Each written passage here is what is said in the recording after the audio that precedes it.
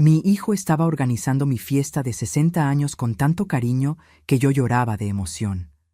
Hasta que mi esposo entró a la habitación, cerró la puerta con llave y dijo con la voz temblorosa: «Necesito mostrarte algo. No entres en pánico, pero nuestro hijo, él no es quien pensamos que es». Lo que me reveló en ese momento lo cambió todo. Y lo peor, la fiesta sería al día siguiente. Pero antes de continuar, checa si ya estás suscrito al canal y escribe en los comentarios ¿desde dónde estás viendo este video? Nos encanta saber hasta dónde están llegando nuestras historias. Mi nombre es Jimena, tengo 59 años y siempre creí que conocía a mi hijo mejor que nadie. Después de todo, fui yo quien lo arrulló en mis brazos cuando era bebé, quien cuidó cada fiebre, quien le enseñó sus primeras palabras. Durante 35 años, Mateo fue mi orgullo, mi alegría, mi propósito más grande en la vida. Trabajé duro al lado de mi esposo Javier para darle todo lo que nosotros no tuvimos: buena escuela, universidad privada, oportunidades que nuestros padres nunca pudieron ofrecernos. La fiesta de mi cumpleaños número 60 sería el sábado, en un salón elegante que Mateo había elegido personalmente en Polanco. Él venía planeándolo hace meses, mostrando fotos del lugar, hablando sobre el menú, sobre las flores que sabía que yo amaba, esas rosas blancas que siempre han sido mis favoritas desde que era joven. Veía a mi hijo tan emocionado, tan dedicado, y mi corazón rebosaba de gratitud. ¡Qué suerte la mía!, pensaba mientras doblaba servilletas que había comprado para la ocasión, tener un hijo así, tan atento, tan presente en mi vida. Mateo había crecido para ser un hombre guapo, exitoso. Trabaja en una casa de bolsa, gana bien, vive en un departamento muy padre que logró comprar con su propio esfuerzo en la Condesa. Claro que ayudamos un poco con el enganche, pero fue él quien cargó con la mayor parte. Siempre estuvimos orgullosos de eso, de haber criado a un hijo independiente, responsable, que no dependía de nosotros para todo. El jueves por la noche, 2 días antes de la fiesta, yo estaba en la recámara doblando ropa que acababa de planchar cuando Javier entró. Noté de inmediato que algo estaba diferente. Su rostro estaba pálido, con una palidez enfermiza que me asustó. Los ojos rojos como si hubiera llorado o no hubiera dormido bien. Conocía a ese hombre tras 37 años de matrimonio y sabía reconocer cuando algo estaba muy, muy mal. «¿Qué pasó?», pregunté, soltando de inmediato la ropa que tenía en las manos. Mi primer pensamiento fue la salud. Se había hecho estudios recientemente por lo de la presión alta. ¿Será que los resultados salieron mal? Mi corazón se aceleró mientras esperaba la respuesta, imaginando las peores posibilidades. ¿Cáncer? ¿Problema cardíaco? ¿Diabetes grave? Javier cerró la puerta de la recámara con llave. Ese gesto simple me asustó más que cualquier palabra. En todos estos años juntos, nunca cerraba puertas dentro de la casa. Éramos solo nosotros dos, viviendo ahí desde que Mateo se había ido a vivir solo hace 5 años.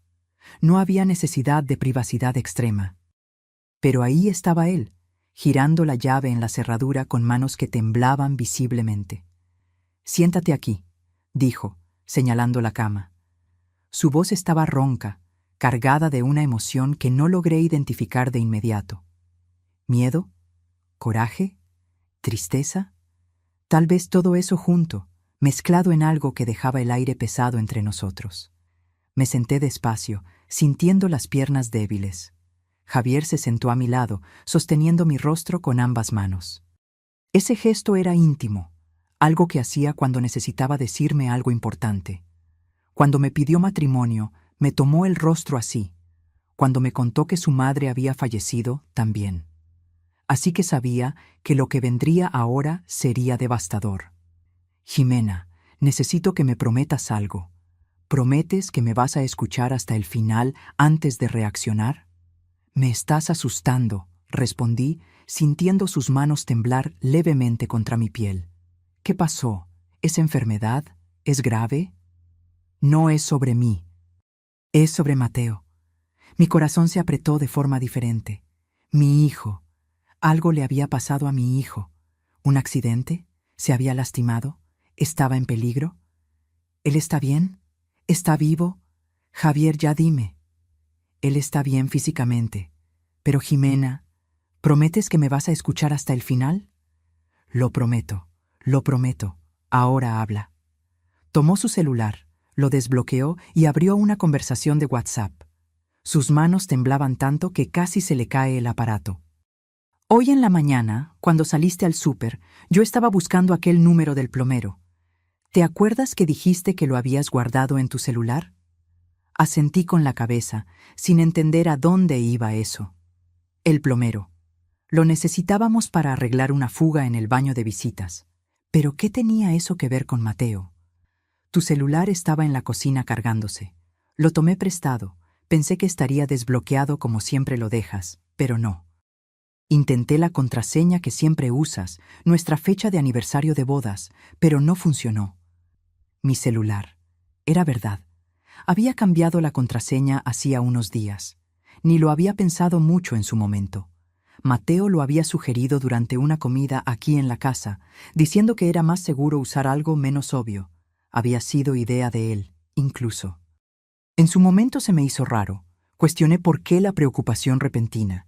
Pero él explicó que había leído sobre ciberseguridad en su trabajo, que las contraseñas basadas en fechas importantes eran las primeras que los hackers intentaban. Tuvo sentido.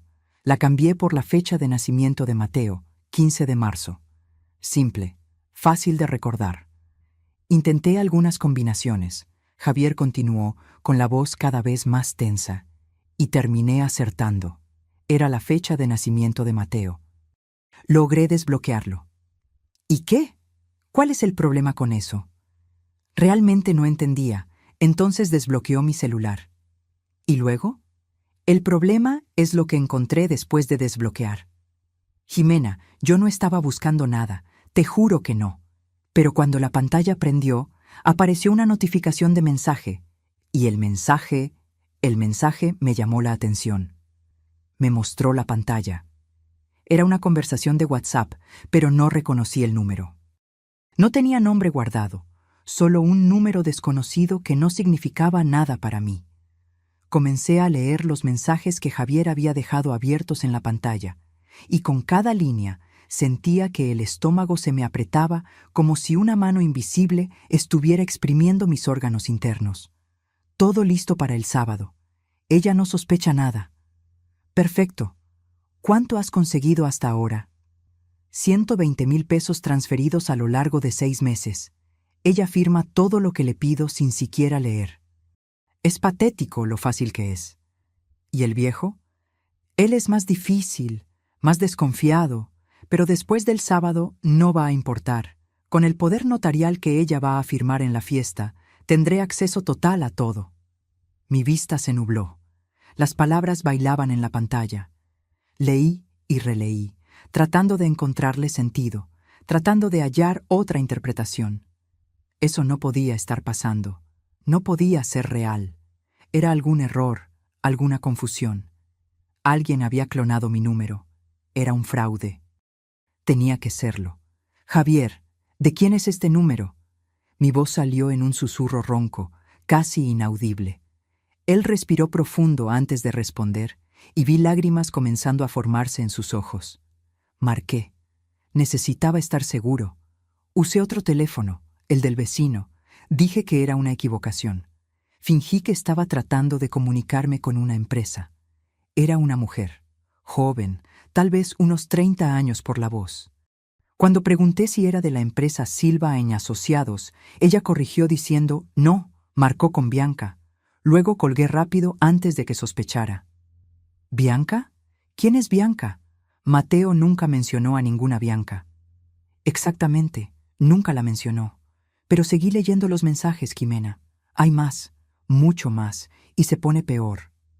Deslizó la conversación hacia arriba, mostrando mensajes de los últimos meses. Mi corazón latía tan fuerte que escuchaba el pulso en los oídos, un tambor constante que apagaba todos los otros sonidos. Los mensajes eran sobre transferencias bancarias, sobre documentos que yo había firmado sin cuestionar porque confiaba en mi hijo, sobre la fiesta del sábado que debería ser una celebración, pero estaba siendo usada como una trampa. La fiesta es la jugada final. Después de que ella firme el poder general, podemos liquidar todo en cuestión de semanas. Los departamentos, las inversiones, los ahorros, todo. Vamos a ser ricos. ¿Estás seguro de que ella va a firmar sin leer? Absolutamente. Mi mamá confía en mí ciegamente. Va a estar emocionada en la fiesta, rodeada de amigos, feliz. Se lo voy a presentar como un regalo especial, algo para facilitarle la vida en su vejez. Va a firmar sin pensarlo 2 veces. Ella realmente cree que soy un hijo dedicado. ¡Qué madre tan tonta!, ¿no? Esas palabras. ¡Qué madre tan tonta! Me golpearon como un puñetazo en el estómago. Alguien, esa tal Bianca que yo ni conocía, hablando así de mí. Y peor, Mateo estando de acuerdo. Mi hijo, el hijo que cargué en mi vientre, al que amamanté, al que crié con todo el amor que tenía. Sentí la bilis subiendo por mi garganta. Me levanté demasiado rápido de la cama y tuve que sostenerme de la cómoda para no caerme. El cuarto giraba a mi alrededor. Las piernas me fallaron, flaquearon como si fueran de gelatina. Javier me sostuvo antes de que me desplomara en el piso. No puede ser verdad, logré decir entre ahogos, aún sabiendo en el fondo de mi alma que lo era. Todo cobraba sentido de repente. No puede ser Mateo. Mi Mateo no haría esto. Tiene que ser un error, clonación, lo que sea. Es su número, Ximena. Lo verifiqué 3 veces, 4 veces, 10 veces. Lo comparé con las conversaciones antiguas que tienes con él. Es el mismo número. Marqué desde otro teléfono usando ese código que oculta quien llama. Él contestó diciendo, «Mateo, buen día». Era su voz. «¿Pero por qué?» Las lágrimas comenzaron a correr sin control, mojando mi cara, goteando en el piso. Nosotros le dimos todo. Trabajamos tanto. Le pagamos toda la carrera, incluso pasando apuros algunos meses. Ayudamos con su depa. Siempre estuvimos presentes. Siempre lo apoyamos. ¿Qué hicimos mal? Javier me abrazó fuerte, tan fuerte que casi dolió. Sentí su cuerpo temblar también, sacudido por sollozos que intentaba controlar. Mi esposo, ese hombre que siempre fue mi roca, mi puerto seguro en todas las tormentas de la vida, se estaba quebrando junto conmigo. Nos estábamos hundiendo juntos en esta pesadilla. Nos quedamos así por minutos que parecieron horas, abrazados en medio de la recámara, llorando, intentando procesar lo imposible. Nuestro hijo, nuestra única creación, el niño al que enseñamos a caminar, a leer, a ser honesto, nos estaba robando. Peor, estaba planeando algo más grande para el sábado, el día de mi fiesta, el día que debería ser de celebración y alegría. Cuando finalmente logré alejarme, me limpié las lágrimas con el dorso de la mano y forcé a mi mente a funcionar. Necesitaba entender la extensión de aquello. Necesitaba saber hasta dónde llegaba la traición. Dijiste 120,000. ¿De dónde? ¿Cómo? Yo no noté nada. ¿Cómo logró sacarnos 120,000 pesos sin que me diera cuenta? Javier se sentó pesado en la cama, pareciendo haber envejecido 10 años en las últimas horas. Las arrugas alrededor de sus ojos se veían más profundas, los hombros más encorvados. ¿Te acuerdas de aquellas inversiones que Mateo sugirió hace 6 meses? ¿Esos fondos que dijo que darían mejor rendimiento que la cuenta de ahorros? Lo recordaba perfectamente. Mateo había venido a cenar un domingo, trayendo papeles, gráficas, explicaciones técnicas sobre rendimientos. Hablaba con tanta propiedad, tanta seguridad. Después de todo, él trabajaba en eso. Entendía de esas cosas del mercado financiero. Mostró cómo nuestro dinero estaba rindiendo poco en la cuenta tradicional, cómo podríamos tener un retorno mucho mejor con inversiones más modernas. Todo parecía tan profesional, tan legítimo. Confié ciegamente. Firmé todo lo que puso frente a mí sin cuestionar una coma. Eso nunca fue una inversión real, Javier continuó, con la voz cargada de amargura y coraje contenido. Él creó documentos falsos, todo falsificado. El dinero fue transferido a una cuenta que él controla junto con esa Bianca. Fui al banco hoy por la tarde, después de que saliste a recoger unas cosas para la fiesta. Hablé con el gerente. Le mostré las transferencias. Ellos confirmaron. 120,000 pesos en 6 transferencias a lo largo de medio año. 20,000 al mes, exactitos, como un sueldo. Sentí que mi mundo se derrumbaba por completo. Todo ese dinero, ahorros de años y años, fruto de tanto trabajo, tanto sacrificio, tantas horas extra que Javier hizo, tantos trabajos de costura que yo acepté.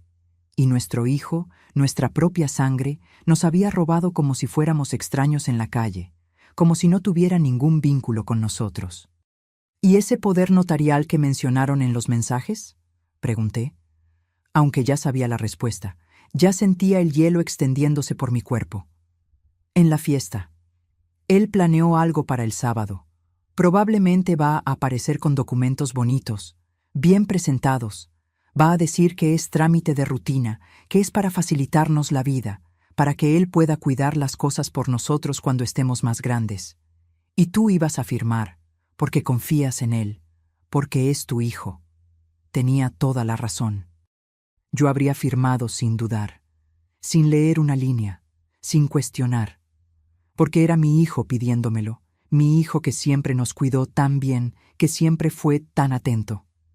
Con un poder general, Javier explicó, y vi que él había investigado sobre eso, se había informado. Él tendría acceso a todo, absolutamente a todo. Nuestras cuentas bancarias, nuestras propiedades, nuestras inversiones reales. Podría vender, transferir, vaciar todo, hacer lo que quisiera. Y nosotros no podríamos revertirlo fácilmente. Nos llevaría años en los juzgados. La realidad de aquello me golpeó como un tren a alta velocidad. No era solo dinero, era nuestra seguridad, nuestro futuro, nuestra jubilación, el resultado de 40 años de trabajo duro y honesto. Javier había empezado como técnico en refrigeración, arreglando refrigeradores y aires acondicionados en casas de la delegación Gustavo A. Madero. Yo trabajaba como costurera, haciendo ropa a la medida para las vecinas. Con el tiempo, él abrió una pequeña empresa de mantenimiento. Crecimos despacio, con mucho esfuerzo. Compramos 3 departamentos a lo largo de los años para rentarlos como ingreso extra para el retiro. Invertimos con cuidado, pensando en el futuro, en tener seguridad en la vejez. Y Mateo sabía todo eso. Conocía cada detalle de nuestro patrimonio porque siempre fuimos abiertos con él. Siempre quisimos que aprendiera sobre finanzas, sobre cómo manejar el dinero, sobre cómo construir seguridad. Le enseñamos a pescar a nuestro hijo, como dice el dicho, y él usó ese conocimiento para pescarnos como peces ingenuos. Pasé toda la noche despierta. No pude cerrar los ojos ni un minuto. Cada vez que lo intentaba, veía el rostro de Mateo de niño, luego adolescente, luego adulto. Veía todos los recuerdos que tenía de él, pero ahora manchados por el descubrimiento horrible. ¿Será que todo había sido mentira?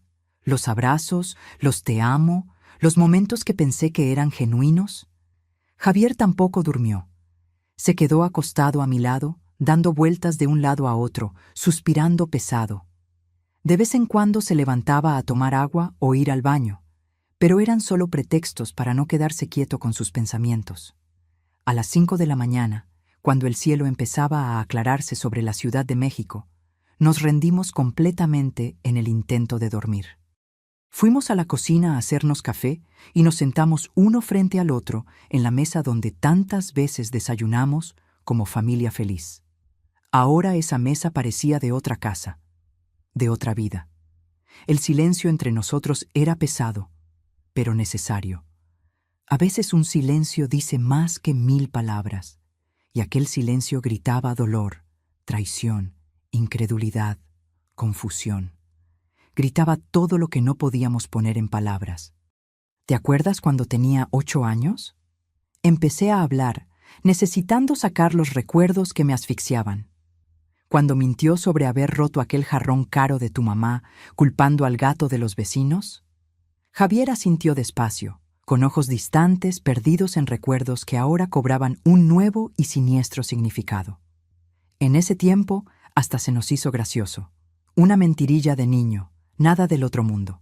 Lo regañamos, claro, pero nos reímos después entre nosotros. Dijimos que era cosa de niño listo. ¿Y cuándo tenía 14? Aquella historia del dinero que desapareció de mi bolsa. Eran 200 pesos, me acuerdo hasta hoy.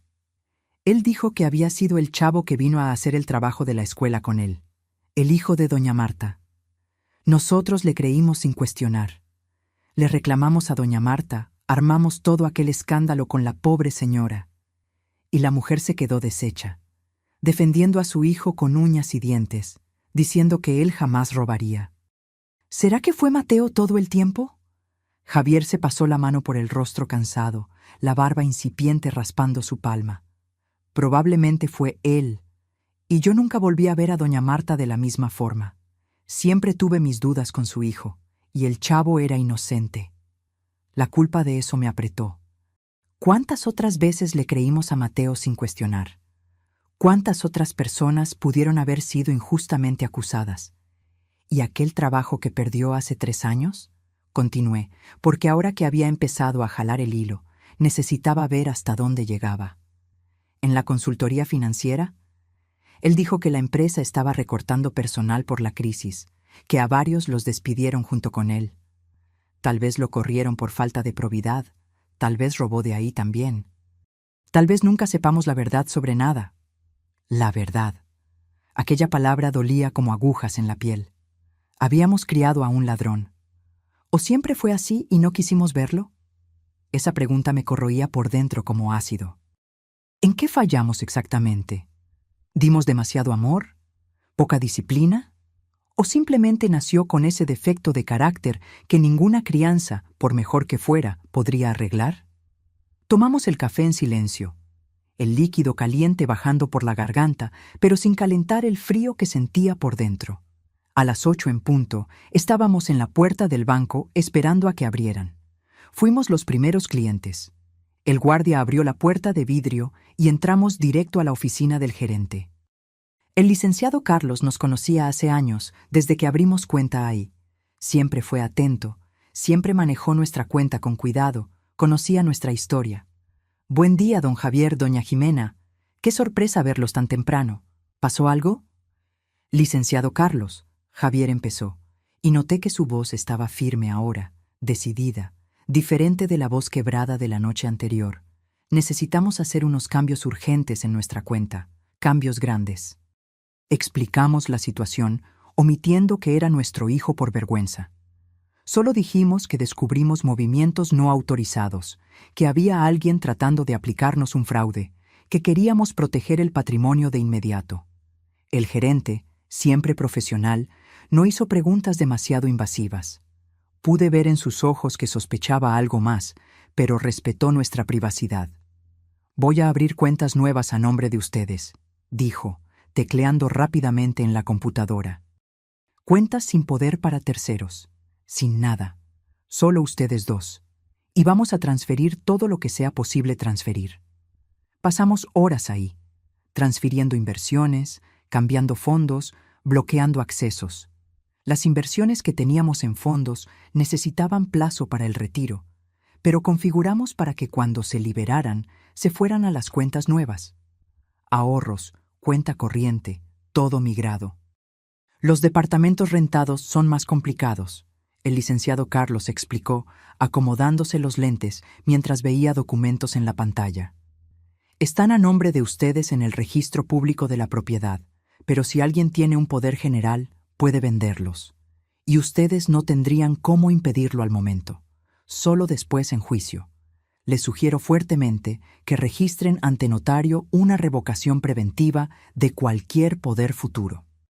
Un documento que diga que cualquier poder solo vale si se registra ante un notario específico que ustedes elijan. Hicimos eso también. Salimos del banco casi al mediodía y fuimos directo a la notaría en la Colonia Juárez. Registramos el documento declarando que cualquier poder emitido para cualquier persona a partir de esa fecha solo sería válido con ratificación de firmas ante el notario específico que elegimos, Uno que estaba en otra zona, lejos, que Mateo no conocía y nunca tendría cómo adivinar. Eran casi las 2 de la tarde cuando terminamos todo. Estábamos agotados física y emocionalmente, pero al menos nuestro patrimonio estaba mínimamente protegido ahora.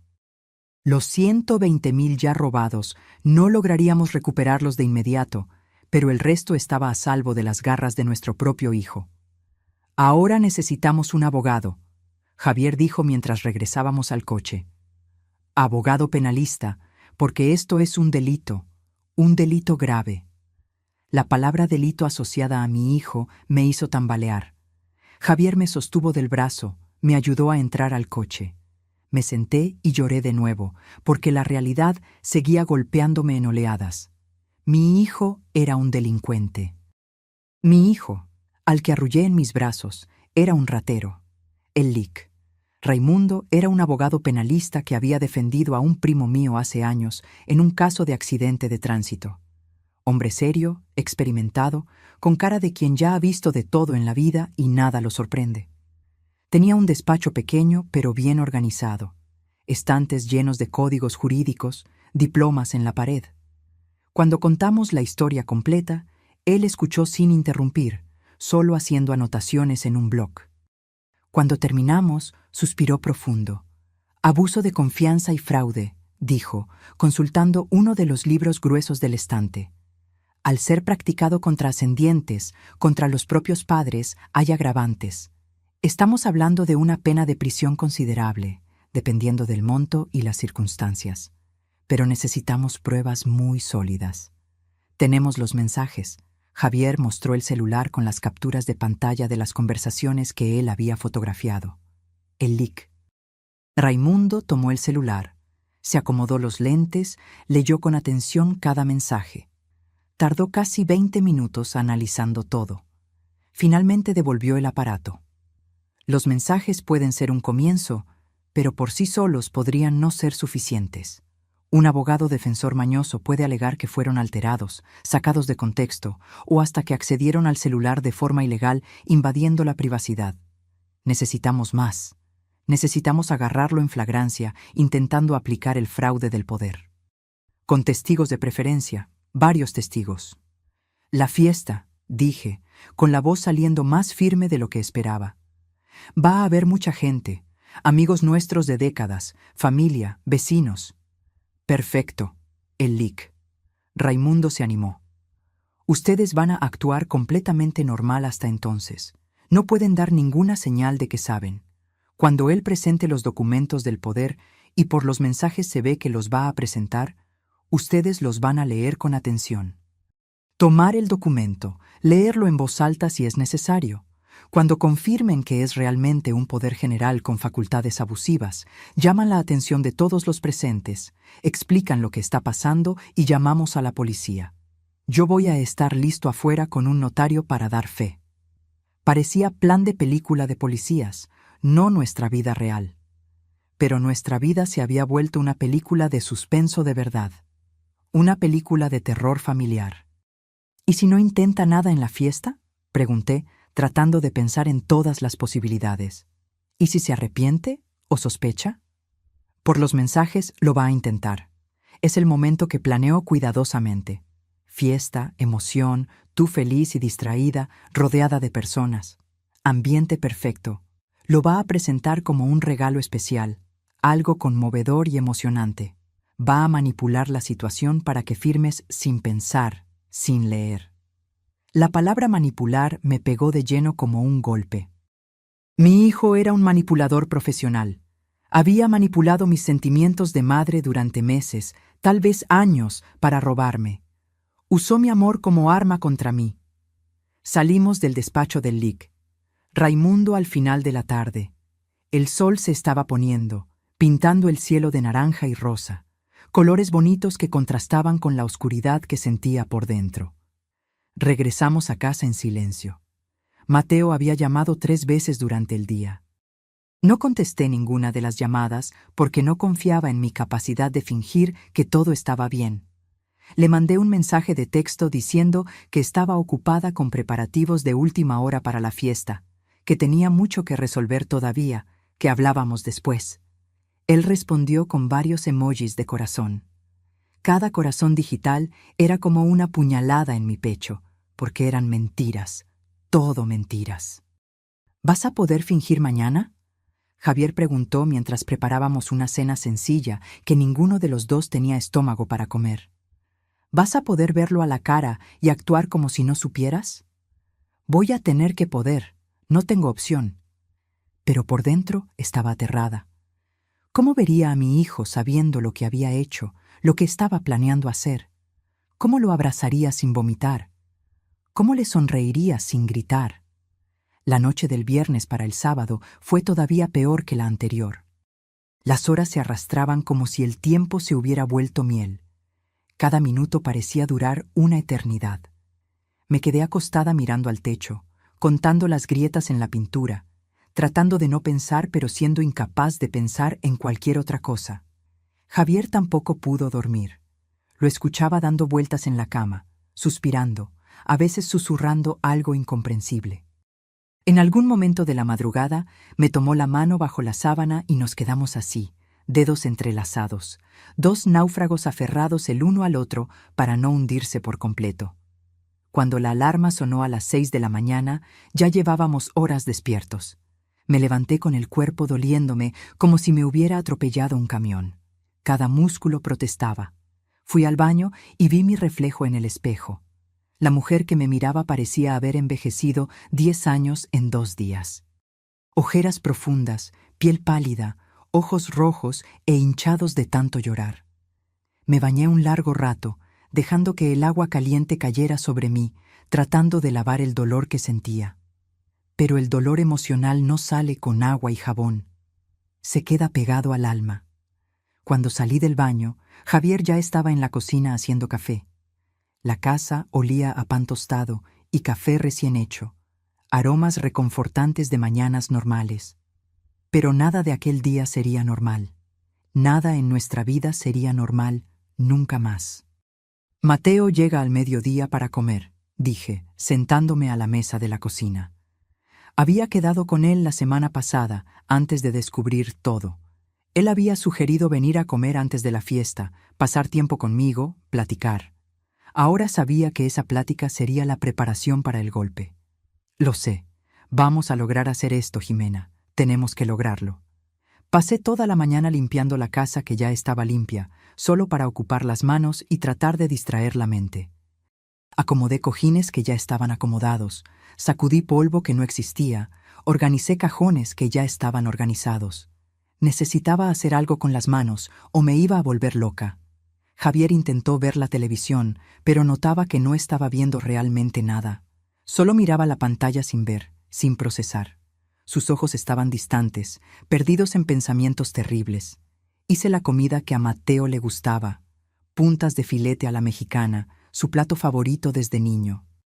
Frijolitos refritos, arroz rojo, tortillas calientes, todo como a él le gustaba. Mientras cocinaba, lloré de nuevo. Las lágrimas caían en la olla mientras movía la salsa. ¿Cuántas veces hice esa comida con amor? ¿Cuántas veces Mateo comió agradeciendo, halagando, pidiendo la receta? Y todo el tiempo estaba planeando destruirnos. Cuando el timbre sonó a las 12 en punto, mi corazón se aceleró tan fuerte que necesité apoyarme en la barra de la cocina. Respiré profundo 3 veces, como la terapeuta que tuve hace años me había enseñado.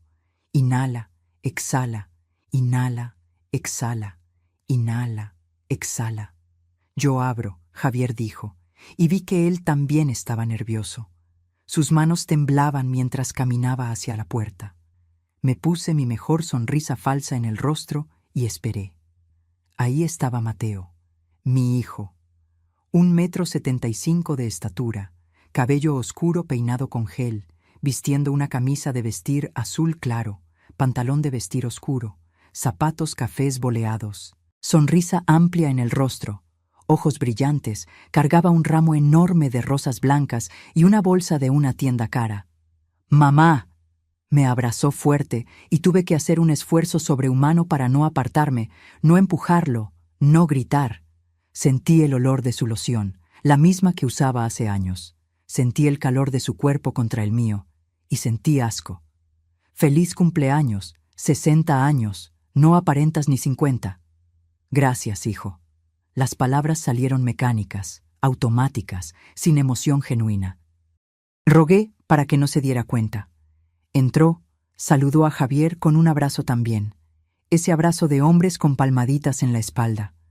Me entregó las flores, tus favoritas, rosas blancas, para la cumpleañera más guapa del mundo. Tomé las flores con manos que temblaban levemente. Fui a la cocina a ponerlas en un florero, aprovechando para respirar profundo lejos de él. Aquellas flores que siempre amé ahora parecían manchadas, sucias por la falsedad de quien las trajo. Mateo sacó una botella de tequila caro de la bolsa. Reconocí la marca. Era un tequila reposado que costaba por lo menos 2,000 pesos. Para brindar hoy, antes de la fiesta oficial en la noche. Este tequila es especial, mamá. Lo compré en una boutique de licores. El vendedor dijo que es perfecto para celebraciones importantes. Claro que era caro. Estaba usando nuestro propio dinero robado para comprarnos regalos. La ironía dolía. Nos sentamos a la mesa. Serví la comida, el arroz, los frijoles. Todo con movimientos mecánicos, tratando de parecer normal mientras por dentro gritaba, mientras quería aventarle la olla caliente en la cabeza. «Mamá, ¿estás bien? Te ves un poco cansada», Mateo comentó mientras se servía una porción generosa. Ansiosa por la fiesta. Mentí, y la mentira salió sorprendentemente fácil. Ya sabes cómo me pongo nerviosa con estas cosas. Tantas personas, tanto planeamiento. Él sonrió comprensivo, esa sonrisa de hijo dedicado. «Va a ser perfecto, mamá. Preparé cada detalle pensando en ti. Las flores que amas, la comida que te gusta, la música que va a tocar tu corazón. Va a ser una noche inolvidable. Cada detalle. Incluyendo el momento en que me iba a engañar para firmar el poder y robarme completamente. Inolvidable de verdad, pero por los motivos equivocados. Comimos con una conversación que parecía normal para él, pero era una tortura para mí. Mateo hablaba animadamente sobre su trabajo en la casa de bolsa, sobre nuevos clientes que había conseguido, sobre inversiones que estaban rindiendo bien. Cada palabra sobre dinero era una ironía dolorosa. Cada vez que decía inversión, yo pensaba en los 120,000 que nos había robado. «Por cierto», dijo mientras tomábamos café después de comer, limpiándose la boca con la servilleta. «Tengo una sorpresa para ti. Bueno, de hecho 2 sorpresas. Aquí venía». Sentí a Javier tensarse a mi lado en la silla. Sostuve la taza de café con más fuerza. «La primera es que conseguí algo increíble para ti y para mi papá. ¿Te acuerdas que siempre quisiste conocer París?» Asentí. Era un sueño viejo de verdad. Desde joven veía fotos de la Torre Eiffel, de los Campos Elíseos, del Museo del Louvre, y soñaba con conocerlos. Pero nunca tuvimos dinero de sobra para viajes internacionales. París se quedó siempre como un deseo distante, algo para hacer un día cuando nos jubiláramos. Pues ya está. Conseguí a través de la oficina un paquete promocional increíble. 2 semanas en París, todo pagado. Hotel 4 estrellas, boletos de avión, algunos tours incluidos.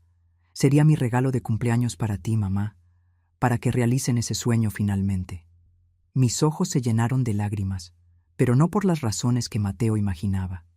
Lloraba porque él estaba usando mi sueño, mi deseo más antiguo para engañarme. Estaba manipulando mi corazón. Pero hizo una pausa dramática, como actor de telenovela.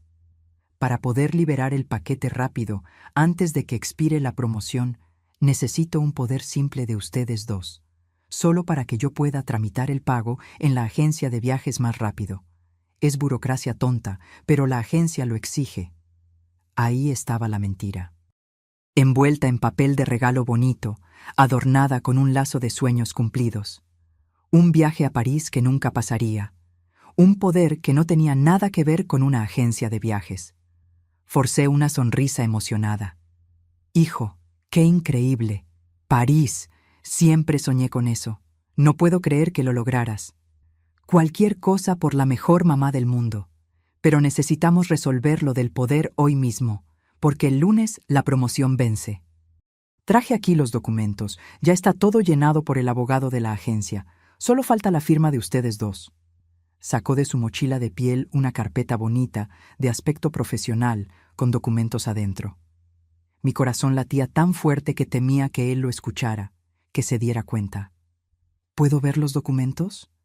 Tomé la carpeta con la mano más firme de lo que esperaba. Claro, mamá. Pero ese es el lenguaje jurídico aburrido de siempre. Ya sabes cómo es. El abogado de la agencia lo preparó en su formato estándar. Puedes firmar tranquila. Comencé a leer. Y ahí estaba, exactamente como el LIC. Raimundo había previsto. Un poder general e irrevocable, otorgándole a Mateo Silva facultades para administrar, gestionar, vender, comprar, hipotecar, transferir bienes muebles e inmuebles, realizar transacciones bancarias de cualquier naturaleza, manejar cuentas corrientes, de ahorros e inversiones, firmar documentos y toda una lista enorme de facultades. Aquello no era un poder para una agencia de viajes. Era carta blanca total para hacer lo que quisiera con todo lo que teníamos. Mateo, mantuve la voz tranquila, controlada. Esto aquí no es un poder para un viaje. Es un poder general. Te da facultades para hacer cualquier cosa. Vi una microexpresión de pánico cruzar su rostro por una fracción de segundo antes de que se recompusiera rápido. Pero lo vi. Vi el momento en que se dio cuenta de que yo lo había leído de verdad, no solo firmado a ciegas como él esperaba. Es que la agencia trabaja con varias cosas, mamá, explicó rápido, la voz todavía confiada pero con un leve nerviosismo por debajo. Ellos no solo hacen viajes, hacen inversiones de viaje, paquetes con inversión incluida, varias cosas. Su abogado hace un documento estándar que cubre todas las posibilidades, pero es solo para el viaje, obvio. Pero aquí dice específicamente que puedes vender nuestros departamentos. Señalé una línea específica en el documento. Se rió, pero la risa sonó falsa ahora, forzada. Es estándar jurídico, mamá. Los abogados siempre ponen todo lo que es posible en el papel, aunque no lo vayan a usar. No significa que yo lo vaya a hacer. Es solo para cubrir todas las posibilidades legales, por si se necesita algo inesperado. Ya sabes cómo son esos documentos oficiales, siempre exagerados. Javier intervino, entrando en la plática. Hijo, no vamos a firmar eso así. Si es solo para el viaje, puedes hacer un poder específico solo para ese fin. Un poder específico para la agencia de viajes X, para el paquete Y. No necesita ser general. La máscara de Mateo empezó a rajarse de verdad ahora.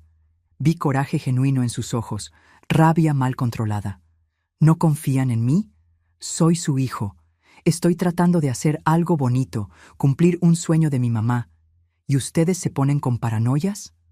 No es paranoia. Mi voz salió más firme ahora, más fuerte. Es sensatez. Nadie que esté en su sano juicio firma un poder general sin necesidad real y específica. Entonces olvídense. Se levantó bruscamente de la silla, que raspó ruidosamente en el piso. Arrebató los papeles de la mesa con un movimiento brusco. Olvídense del viaje, olvídense de todo. Quería darles una sorpresa, padre, demostrarles que me importan, pero si se van a poner con esa desconfianza ridícula, entonces no vale la pena. Mateo, siéntate. Javier habló con una autoridad que rara vez usaba, ese tono de voz que solo había usado 2 o 3 veces en la vida cuando la situación era realmente grave. Necesitamos platicar sobre otra cosa, algo mucho más importante que un viaje. Mateo se sentó despacio, todavía sosteniendo los documentos, tratando de mantener la expresión de hijo ofendido, pero sin lograr esconder completamente el miedo que empezaba a aparecer en sus ojos. Hijo, empecé, y mi voz tembló un poco, pero seguí de todos modos. ¿Dónde están los 120,000 pesos? El silencio que siguió fue ensordecedor. El tipo de silencio que precede a una explosión o a un colapso total. Mateo se quedó completamente inmóvil por varios segundos, procesando la pregunta, entendiendo las implicaciones. El color se le fue de la cara. Se puso blanco como un papel, luego rojo intenso. Abrió la boca, la cerró, La abrió de nuevo. ¿Qué? ¿Qué 120,000? Su voz salió débil, tratando de ganar tiempo. No finjas, Mateo. Mi voz salió mucho más dura de lo que esperaba, cargada de meses de coraje comprimido. No hagas más eso. No finjas que no sabes. Los 120,000 pesos que nos robaste en los últimos 6 meses con esa historia de las inversiones falsas. Vi el momento exacto en que se dio cuenta de que ya no tenía salida, que habíamos descubierto todo. Fue como ver una máscara hacerse pedazos. La expresión de hijo dedicado desapareció, reemplazada por algo más frío, más calculador. Cambió de táctica completamente. De las negativas pasó directo a los ataques, a echarnos la culpa a nosotros. ¿Ustedes revisaron mis cosas? ¿Invadieron mi privacidad? ¿Leyeron mis mensajes privados? ¿Qué clase de padres hacen eso? ¿Qué clase de hijo le roba a sus propios padres? Reviré. Vimos los mensajes, Mateo, todos. Las pláticas con Bianca, con tus cómplices, con todo el mundo involucrado en esta historia sucia. Sabemos absolutamente todo. Se levantó de nuevo, esta vez con rabia genuina explotando a la superficie. Aventó los documentos del poder sobre la mesa con fuerza. Ustedes no tienen ningún derecho de juzgarme. No saben nada de mi vida, de mis necesidades. No saben lo que es necesitar dinero de verdad, lo que es tener deudas pesadas, cuentas que no pueden esperar. Siempre lo tuvieron todo. Siempre fueron los correctitos, siempre tan perfectos. Trabajamos por cada centavo que tenemos, Javier rebatió, también levantándose ahora, quedando frente a frente con su hijo. Nada nos cayó del cielo. Cada departamento, cada inversión fue conquistada con trabajo honesto. Sudor honesto. Y yo también trabajo. Trabajo hasta tarde, lidio con presión, con clientes exigentes. Pero nunca es suficiente. Ustedes tienen 3 departamentos, inversiones gordas, dinero guardado a montones. Yo tengo la cuenta en rojo, deudas que no paran de crecer, una vida cara que mantener en la Ciudad de México. Entonces, ¿la solución es robar? ¿Robarle a tu propia familia? ¿A los padres que te criaron, que te dieron todo? Lo tomé prestado. Iba a devolver cada centavo en cuanto lograra organizar las cosas. ¡Mentira! Mi voz salió fuerte, gritando por primera vez. Mentira descarada.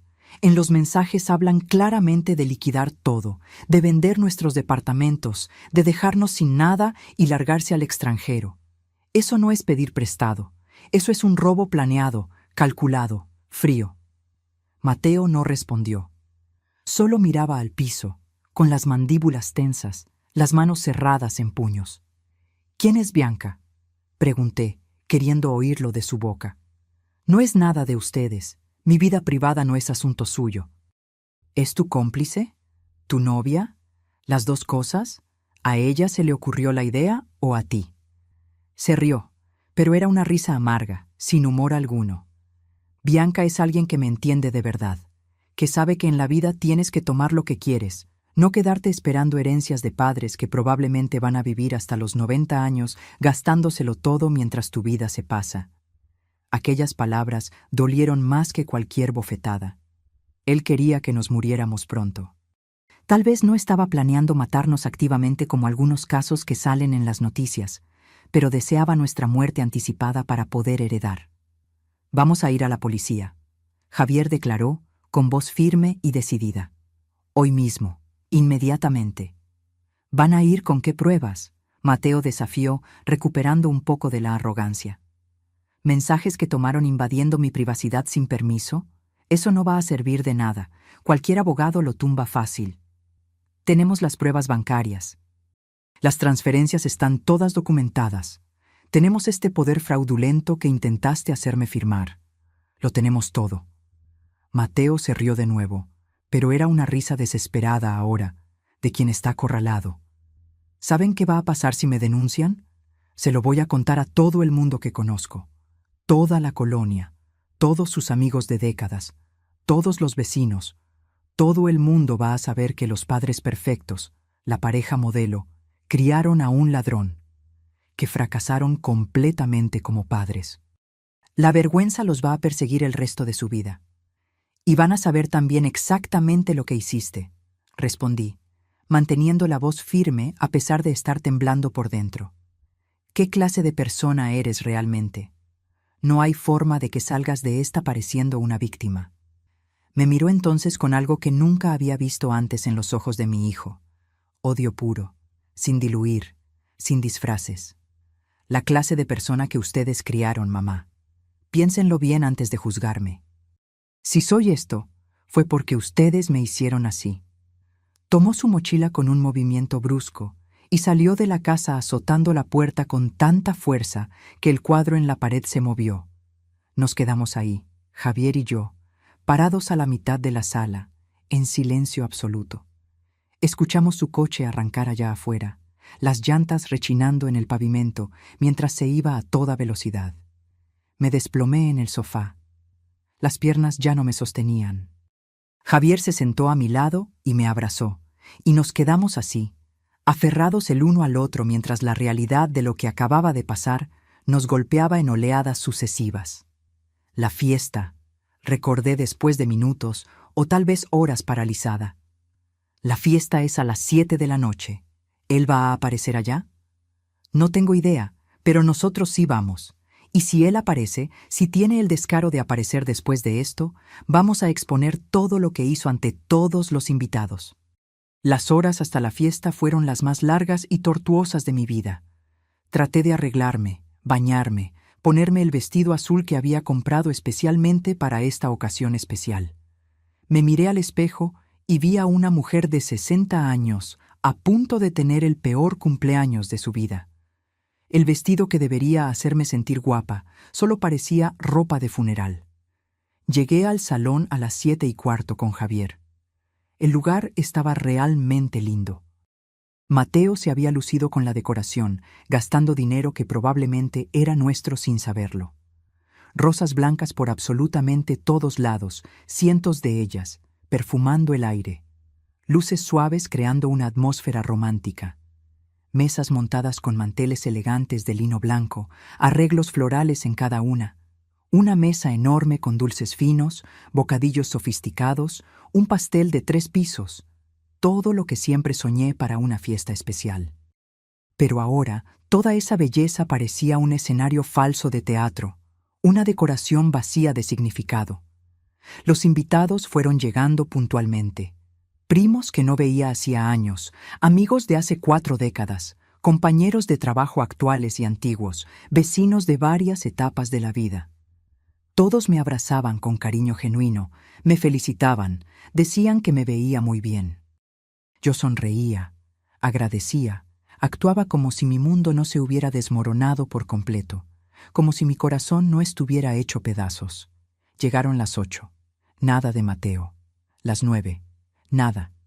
Algunos invitados empezaron a preguntar dónde estaba él. Después de todo, había sido el organizador de todo aquello. Inventé una excusa diciendo que lo habían llamado para una emergencia en el trabajo, que llegaría más tarde, que pidió que empezáramos sin él. A las 9:30, mi celular sonó. Un número que no reconocí inicialmente. Contesté alejándome del ruido de la fiesta, yendo a un área exterior más tranquila. ¿Mamá? Era Mateo, pero la voz estaba completamente diferente. No era la voz arrogante de hacía unas horas. Era una voz asustada, quebrada, desesperada. ¿Qué quieres, Mateo? Mantuve mi voz fría, distante. Yo cometí un error terrible, enorme. Mi corazón se apretó a pesar de todo, de ese instinto maternal imposible de apagar completamente. Mateo, ¿dónde estás? ¿Qué pasó? No importa dónde estoy, solo quería decir que lo siento mucho, por todo, por cada cosa que hice, y que ustedes tenían razón en absolutamente todo. ¿Dónde estás? Repetí, preocupación genuina mezclada con coraje. Bianca, sollozó y era un sollozo real, no fingido. Ella no es quien yo pensaba, ella... Dios mío, mamá, ella me engañó por completo. ¿Cómo que qué? ¿Qué pasó? Se llevó todo. Todo el dinero que les quité a ustedes. todos mis ahorros propios, todo lo que tenía. Dijo que iba a esperar a que yo consiguiera el resto con el poder, que luego nos íbamos a repartir y desaparecer juntos. Pero se peló. Se llevó todo y desapareció. No contesta el teléfono. Me bloqueó de todas las redes. Se esfumó por completo. ¿Justicia poética o tragedia? No sabía ya qué sentir.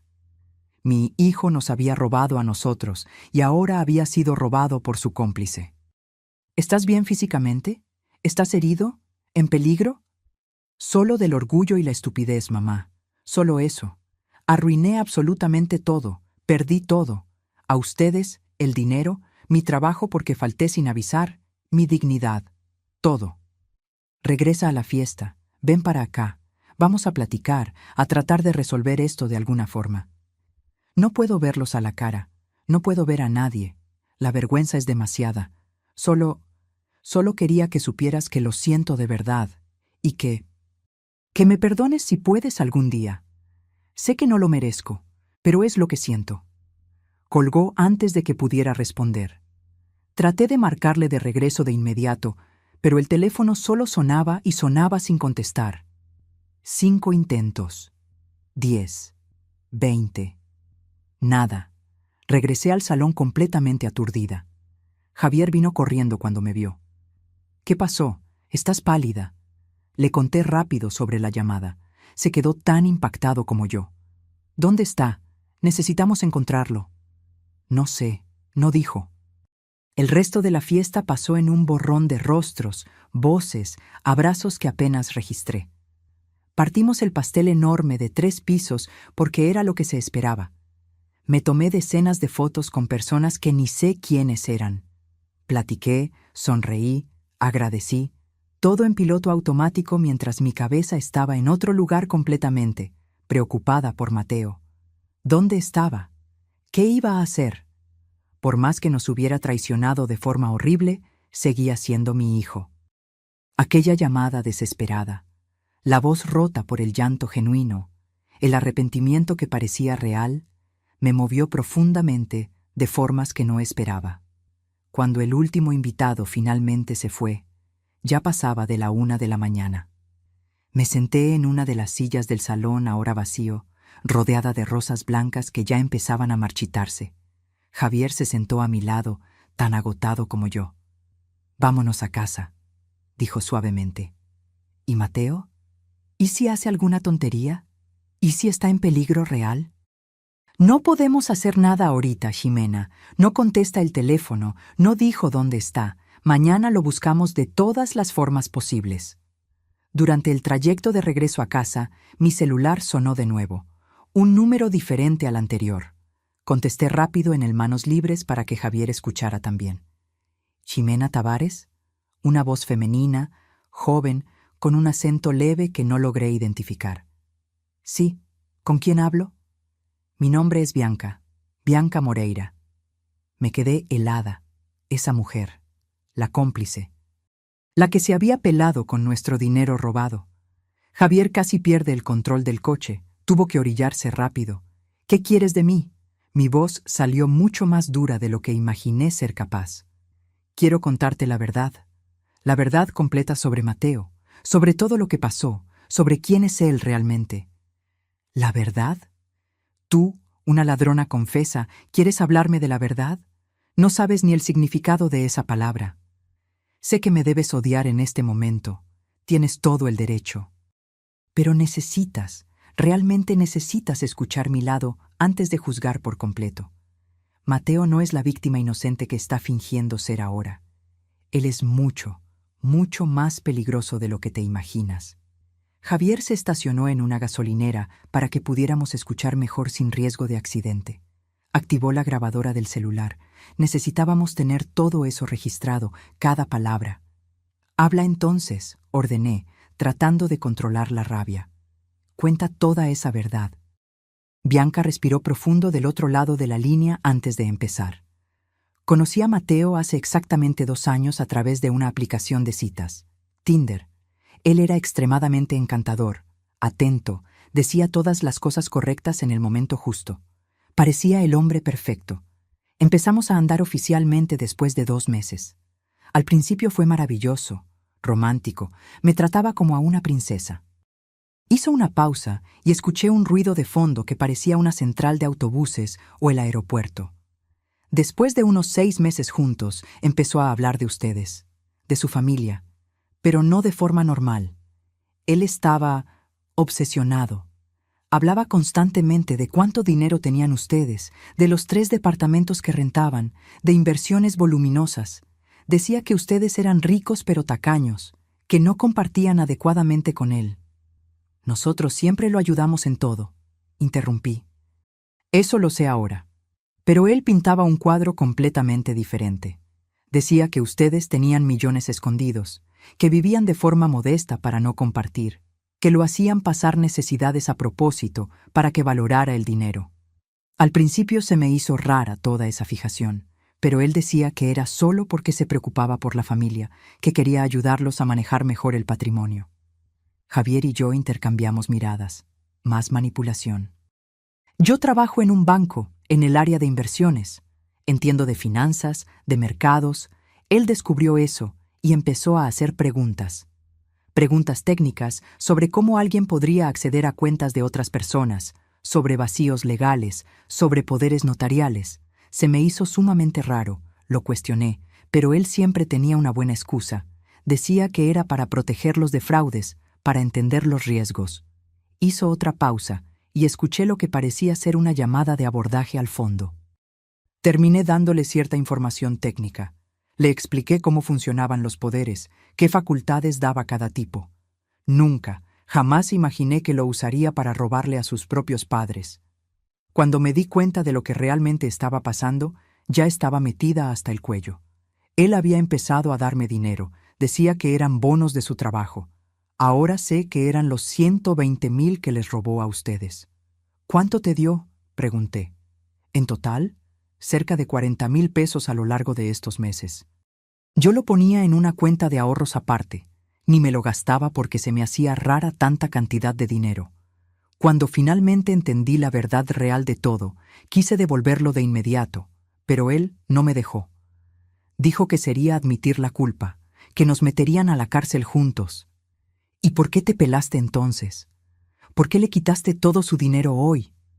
Porque hoy en la tarde, después de salir de su casa, él me llamó completamente fuera de sí. Estaba loco de rabia.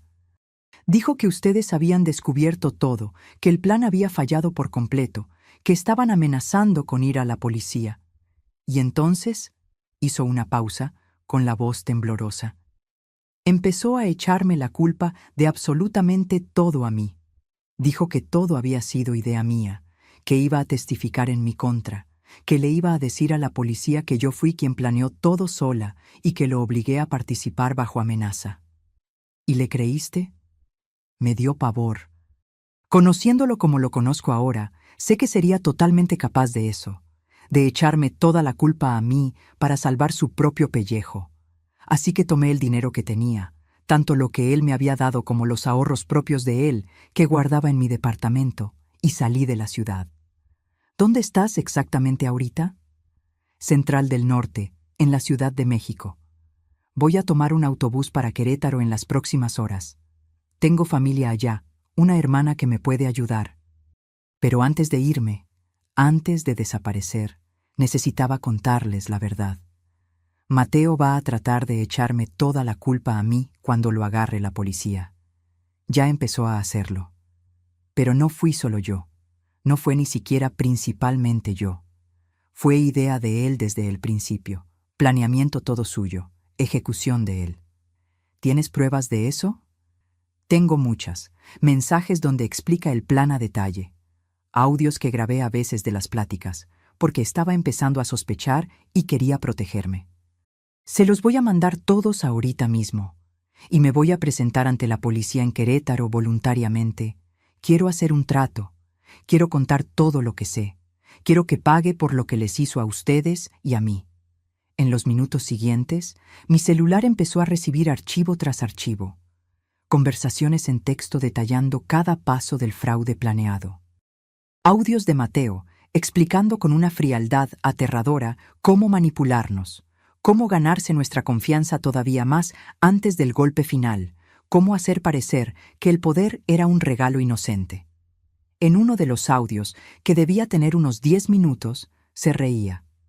Se reía genuinamente mientras hablaba de lo ingenua que yo era, cómo confiaba ciegamente en él, lo fácil que sería engañarme. Cada risa era como un cuchillo en el corazón. Escuchar aquello fue una de las cosas más dolorosas y humillantes de mi vida entera. Jimena, Bianca volvió a hablar. Sé que no tengo ningún derecho de pedir nada, pero quería que supieras que lo siento de verdad. De verdad lo siento. Me dejé manipular por él. Fui ambiciosa queriendo dinero fácil. Fui una completa tonta. Pero nunca, jamás quise destruir a una familia. Pero la destruiste de todos modos, intencionalmente o no. Lo sé, y voy a pagar por eso de varias formas. Pero Mateo va a pagar más, mucho más, porque él no tiene remordimiento verdadero alguno. En aquel último audio que mandé, el más largo, escucha hasta el final, especialmente los últimos minutos. Habla sobre un siguiente paso en caso de que ustedes se resistieran. Colgué y busqué el audio más largo en la lista que ella había enviado. Era de casi 25 minutos. Empecé a escucharlo con Javier. Mateo hablaba con Bianca sobre el plan del poder a detalle minucioso, sobre la fiesta, sobre cómo después de eso iban a liquidar todo rápido y largarse al extranjero donde nadie pudiera rastrearlos. España, tal vez, o Argentina. Y entonces, en los minutos finales del audio, dijo algo que me hizo dejar de respirar. ¿Y si se resisten mucho? ¿Y si se niegan a firmar el poder sin importar qué tan bien se los presente? Silencio en el audio. Luego, Bianca, ¿qué vas a hacer en ese caso? Tengo un plan B ya pensado. Mi papá tiene problemas del corazón desde hace años. Presión alta descontrolada a veces. Si le da un ataque cardíaco fatal, mi mamá se va a quedar completamente vulnerable emocionalmente. Una viuda en shock. Ahí sí va a firmar absolutamente cualquier cosa que le ponga enfrente sin cuestionar. Pausa larga en el audio. Luego la voz de Bianca choqueda. Mateo, ¿estás hablando de matar a tu propio padre? ¿De provocar su muerte? Estoy hablando de acelerar lo inevitable. Tiene 62 años, presión que vive oscilando, colesterol alto, no se cuida bien. Es honestamente solo cuestión de tiempo para que tenga un problema serio. Yo solo lo adelantaría unos años. Eso es una locura completa. Eso es un asesinato premeditado. Es pragmatismo. Es supervivencia.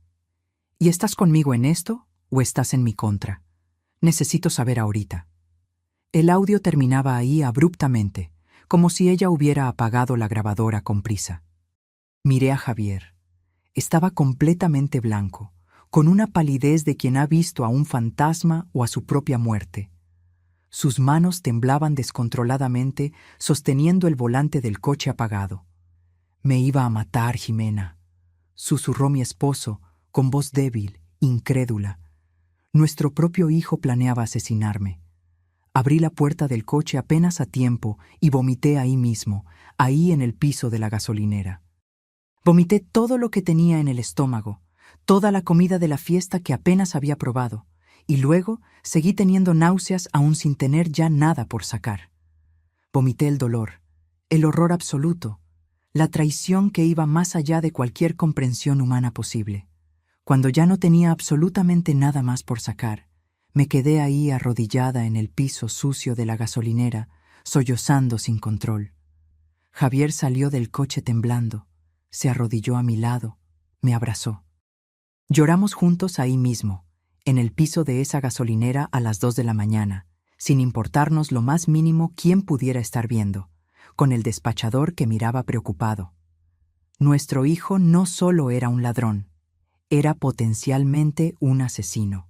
Había planeado matar a su propio padre para conseguir el dinero. No pudimos regresar a casa esa noche. ¿Cómo podíamos?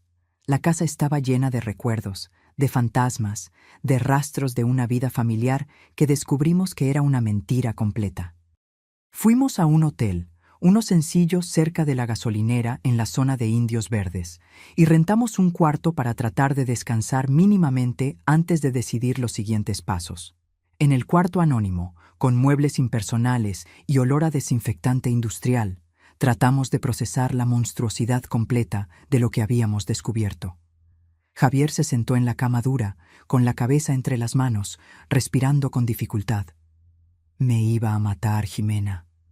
Iba a provocarme un ataque cardíaco de alguna forma. Alguna medicina mal puesta, sobredosis de algo, veneno, no sé, pero lo iba a hacer. No sabemos si realmente lo haría. Tal vez solo era plática, solo fanfarronería para impresionar a Bianca. ¿Tú crees eso? ¿Honestamente lo crees? No lo creía. Ya no. Después de todo lo que descubrimos, todas las mentiras desenmascaradas, toda la manipulación expuesta, ya no podía darle el beneficio de la duda. Tenemos que ir a la policía. Ya. De inmediato, Javier dijo, con la voz cargada de determinación nacida del miedo genuino. Son las 3 de la mañana. No me importa. Tenemos que ir ahora, antes de que haga algo peor, antes de que desaparezca o trate realmente de lastimarnos. Tenía razón. Nos pusimos la ropa arrugada de la fiesta y fuimos directo a la agencia del Ministerio Público más cercana. La delegación de guardia era un lugar triste a esa hora, con iluminación fluorescente demasiado fuerte, olor a café viejo y papel, algunas personas esperando atención en bancas incómodas. El agente del MP de guardia era un hombre de unos 45 años, con unas ojeras profundísimas de quien trabaja turno nocturno hace demasiado tiempo. Cuando explicamos rápido el motivo de estar ahí a esa hora, nos llevó a una oficina más privada de inmediato. ¿Tienen todas esas pruebas que mencionaron?, preguntó después de que terminamos el relato resumido. Mostramos absolutamente todo. Los mensajes que Javier había fotografiado de mi celular. Los archivos que Bianca había mandado. Los audios donde Mateo explicaba el plan a detalle horrible. Las transferencias bancarias documentadas, el poder fraudulento, todo. El agente analizó cada ítem con atención creciente y una expresión cada vez más grave. Esto es extremadamente serio, muy grave. Fraude, abuso de confianza, y este último audio sobre planear provocar la muerte, sacudió la cabeza. Planeación de homicidio. Voy a turnar esto urgentemente a la Fiscalía de Delitos Patrimoniales y también a la de homicidios. Van a tener que repetir toda la declaración allá, pero ya voy a hacer el registro inicial. Pasamos horas ahí. El sol estaba saliendo cuando finalmente salimos, con un número de carpeta de investigación registrado, con fecha programada para dar declaración formal en la Fiscalía Especializada el lunes por la mañana. Regresamos al hotel. Nos bañamos. Tratamos de dormir unas horas, pero fue básicamente imposible. ¿Cómo apagar la mente después de todo esto? El domingo amaneció lluvioso, apropiadamente sombrío. Nos quedamos en el cuarto del hotel la mayor parte del día, solo pidiendo comida por aplicación, tratando de reunir fuerzas emocionales para lo que vendría por delante. Mateo no llamó, no mandó mensaje. Silencio absoluto de su parte. ¿Dónde andará?, me encontré preguntando en voz alta. No sé, y honestamente ya no me importa. Javier respondió, pero vi en sus ojos que era mentira. Le importaba y mucho, porque era su padre, y el amor de padre no muere fácil ni ante una traición horrible. El lunes a las 9 de la mañana estábamos en la Fiscalía Especializada como se acordó. La licenciada Mariana Silva, fiscal encargada, era una mujer de unos 50 años, con el cabello completamente canoso, recogido en un chongo riguroso, expresión que mezclaba la dureza profesional necesaria con comprensión humana genuina. ¿Cuántos hijos tienen?, fue su primera pregunta después de las presentaciones formales. Solo a Mateo, respondí, con la voz todavía ronca de tanto llorar en los últimos días. Realmente me imagino lo inmensamente difícil que debe ser estar aquí haciendo esto. Denunciar al propio hijo. Pero hicieron absolutamente lo correcto al venir con nosotros. Repetimos todo el relato, ahora grabado oficialmente.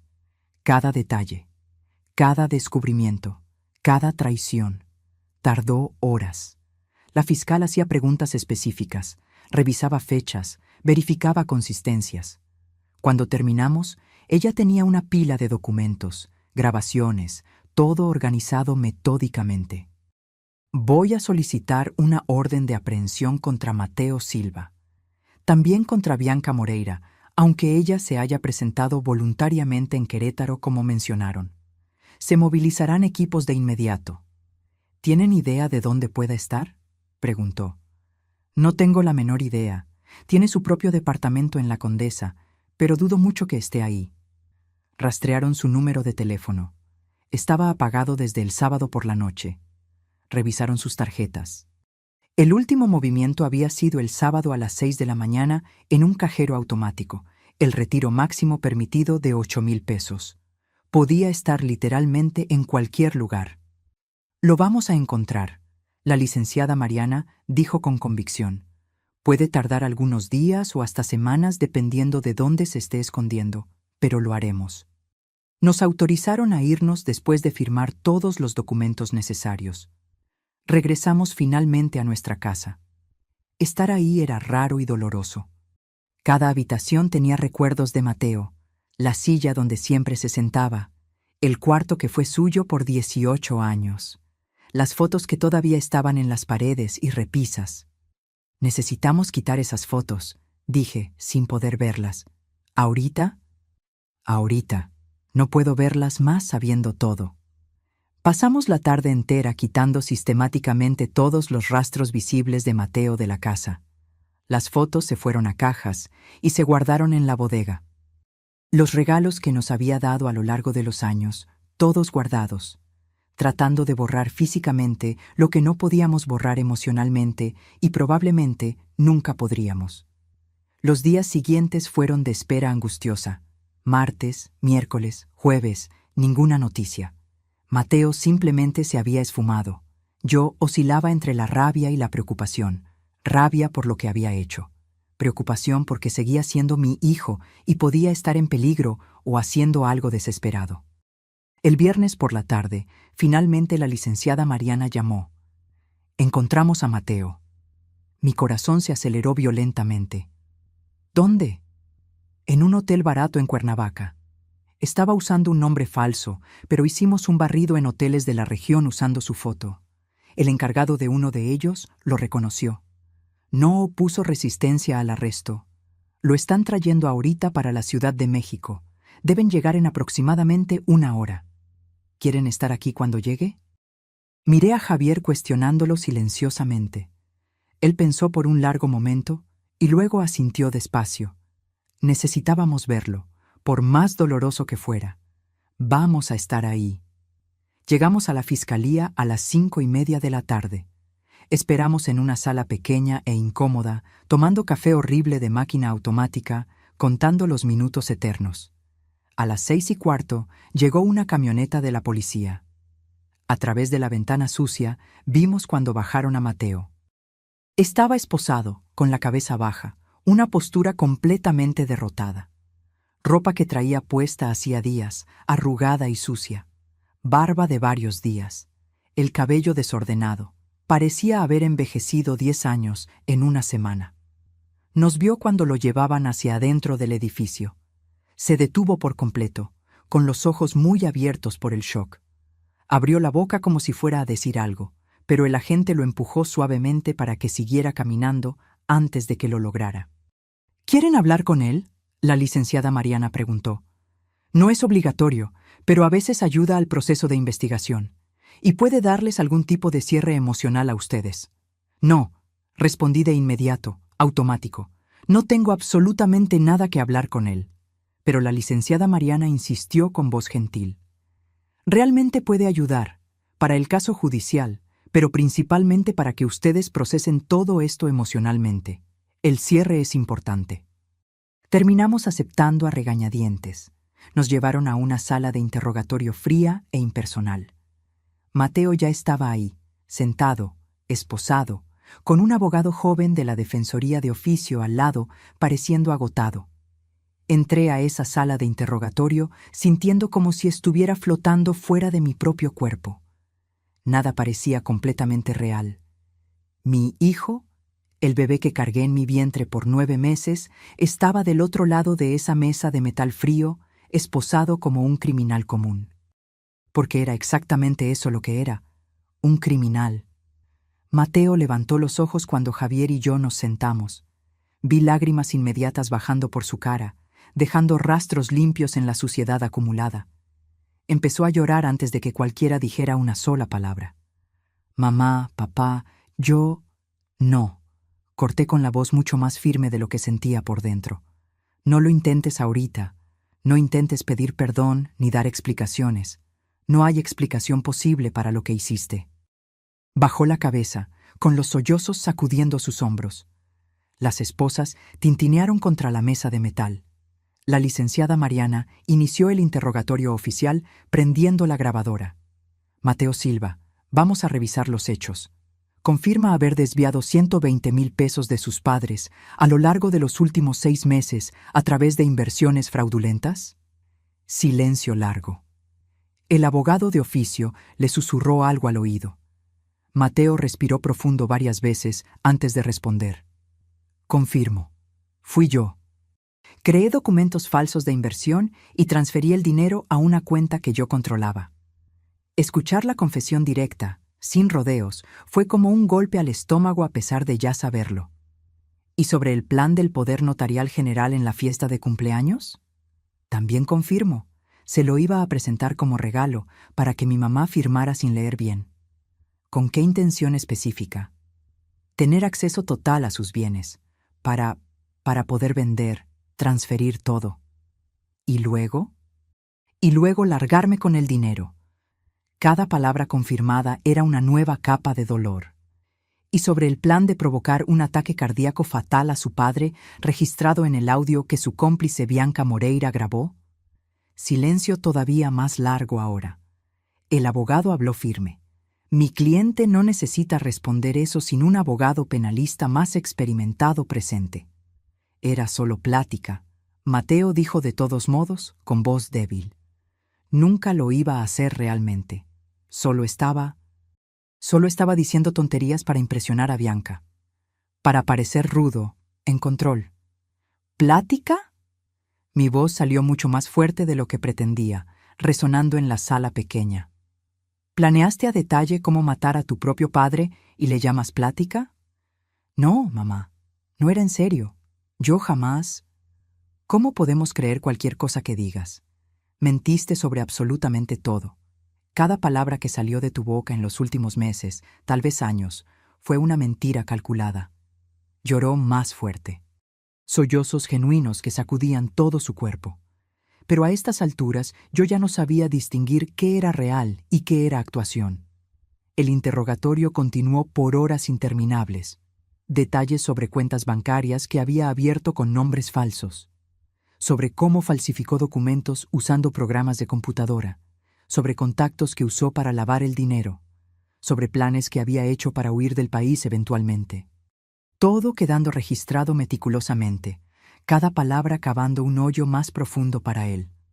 Cuando la licenciada Mariana finalmente apagó la grabadora oficial, ya pasaba de las 10 de la noche.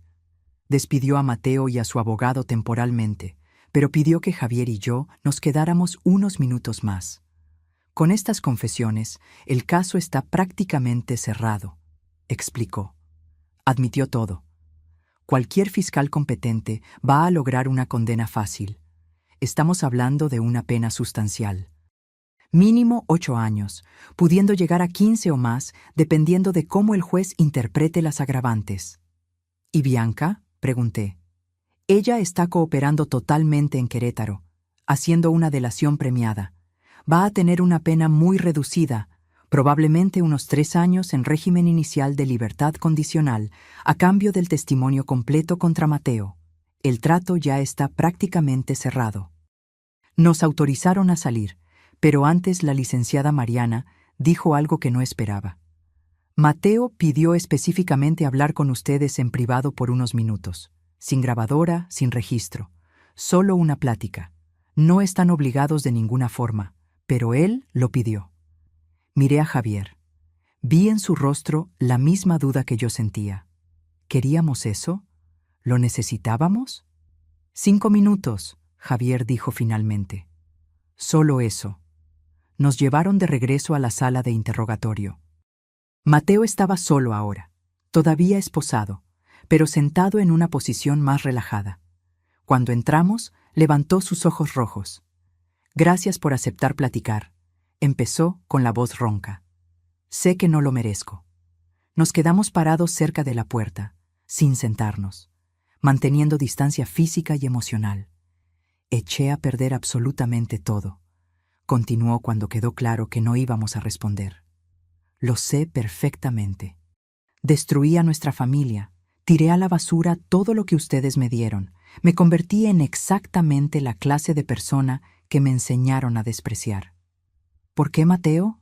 La pregunta salió de mí antes de que pudiera controlarla. Solo dime por qué.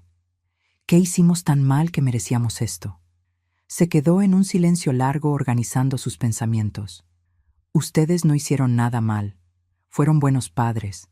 Tal vez hasta padres excelentes dentro de las limitaciones que tenían. El problema, el defecto, estaba en mí. Siempre estuvo. Desde niño tenía esa cosa dentro de mí. Esa envidia, esa necesidad de tener más, de ser más, de no aceptar mi lugar. Lágrimas bajaban por su cara mientras hablaba. ¿Se acuerdan cuando tenía 8 años y rompí el jarrón? No fue el gato, fui yo. Lo rompí a propósito porque estaba enojado por alguna tontería y culpé al animal. Y funcionó. Ustedes me creyeron. Me di cuenta de que podía manipular, de que era bueno en eso. Y eso te hizo sentir orgulloso, Javier dijo amargamente. No orgulloso, pero poderoso. Y fui usando esa capacidad cada vez más. ¿El dinero de tu bolsa cuando tenía 14? Fui yo. Varias otras cosas a lo largo de los años. Siempre fui yo. Y siempre logré culpar a otros. ¿Y Bianca? ¿Ella era víctima o cómplice consciente? Mateo pensó antes de responder. Al principio realmente no sabía. Fui introduciendo las ideas poco a poco, manipulándola tanto como los manipulé a ustedes. Pero eventualmente entendió y aceptó participar conscientemente. Así que sí tiene la culpa, pero yo fui el mentor, el planeador principal. ¿Y aquel audio sobre matar a tu padre? Cerró los ojos. Era un plan real. No quiero mentir más. Estaba investigando sustancias que pudieran provocar un ataque cardíaco, dosis, formas de administrarlo sin ser detectado. Era el plan B por si lo del poder no funcionaba. Escuchar eso confirmado directamente fue peor de alguna forma que ya saberlo. Javier se tambaleó. Tuve que sostenerlo del brazo. Pero cuando Bianca reaccionó horrorizada en aquel audio, cuando me di cuenta de cómo sonaba diciéndolo en voz alta, empecé a cuestionarme. Empecé a ver la monstruosidad. Pero no tuve el valor de parar por completo el plan del poder. Pensé que lograría hacer solo esa parte sin lastimar a nadie físicamente. Solo destruirnos financieramente, dije. Sí, y me doy cuenta ahora de que eso no es mejor. Solo es diferente. Sigue siendo destrucción. Nos quedamos en silencio. El reloj en la pared marcaba los minutos pasando. ¿Me van a perdonar algún día? Mateo preguntó finalmente, con voz pequeña de niño asustado. Era la pregunta que había estado evitando pensar. Perdón. ¿Cómo perdonar esto? ¿Cómo seguir adelante cargando con esto? No sé, respondí honestamente. Tal vez nunca, tal vez en muchos años, tal vez un día pueda sentir algo más que dolor cuando piense en ti.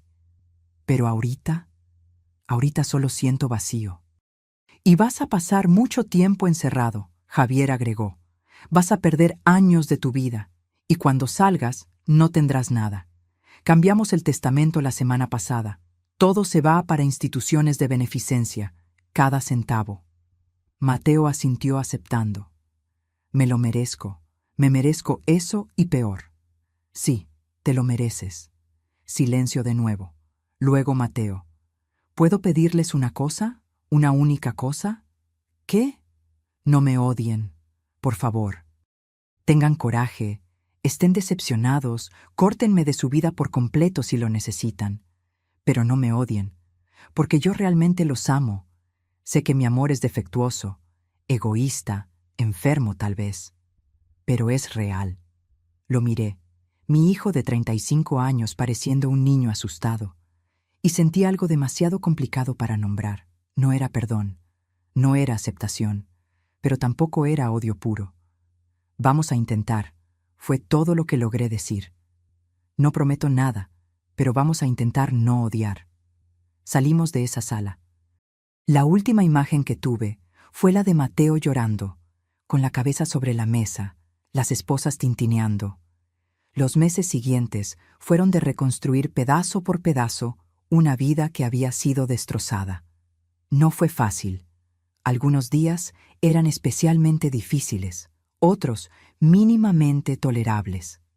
La noticia del caso se filtró inevitablemente a la prensa. Empezó como una nota pequeña en un periódico local. Hombre de 35 años detenido por fraude contra sus propios padres. Pero rápido tomó proporciones mayores. Se volvió encabezado. Hijo planeaba asesinar a su padre para robar herencia. Fraude familiar movido por la ambición. Abuso de confianza en familia choca a la Ciudad de México. Nuestro rostro estaba en todos los periódicos, todos los sitios de noticias. Reporteros acamparon literalmente frente a nuestra casa por semanas. Los vecinos nos miraban con una mezcla de lástima y curiosidad morbosa. Algunos amigos se alejaron, tal vez por no saber cómo actuar. Otros se volvieron todavía más cercanos. Tuvimos que dar algunas entrevistas para tratar de controlar la narrativa, para que no inventaran historias todavía peores. Conté resumidamente los hechos en la fiscalía con reporteros presentes. La policía lo permitió porque era un caso de interés público. Los periódicos publicaron con títulos cada vez más amarillistas. Nos volvimos un caso nacional. Y con la exposición vinieron los juicios públicos. Comentarios de personas que no nos conocían, que nunca habían pasado por nada parecido, juzgando nuestras decisiones. ¿Cómo una madre le hace eso a su propio hijo? ¿El dinero vale más que la sangre? Podían haberlo resuelto en familia sin meter a la policía. Esa madre es muy fría, no tiene corazón. Cada comentario dolía. Pero en el fondo sabía que habíamos hecho lo correcto. La alternativa era ser completamente destruidos. El juicio se programó finalmente para 8 meses después del arresto. En ese tiempo, Mateo se quedó en prisión preventiva, sin derecho a fianza, considerando la gravedad y las evidencias abundantes. Bianca cumplió el trato. Testificó totalmente contra Mateo. Le dieron una sentencia de 3 años y medio, con beneficios de libertad bajo fianza por su cooperación. Ya fue trasladada a un centro de reinserción femenina donde cumpliría parte de la pena. Durante los meses de espera, mi vida cambió radicalmente. Dejé de trabajar definitivamente. Ya no lograba la concentración necesaria. Javier también pidió una incapacidad por estrés. Vendimos uno de los 3 departamentos que teníamos. Necesitábamos dinero para los abogados y también para empezar de nuevo de alguna forma. Usamos parte del valor para hacer una donación grande a un instituto que ayudaba a víctimas de fraude familiar, transformando nuestro dolor en ayuda para otros. Tomé terapia intensiva, 3 veces por semana, tratando de procesar, tratando de entender, tratando de seguir adelante de alguna forma. La terapeuta me ayudó inmensamente a separar lo que era mi culpa real de lo que era solo dolor. Usted no crió a un monstruo, repetía. Usted crió a un hijo de la mejor forma que supo. Él tomó decisiones propias, decisiones de adulto. Usted no es responsable de eso.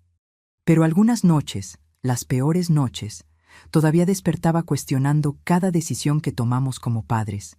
Mateo escribió cartas, muchas cartas.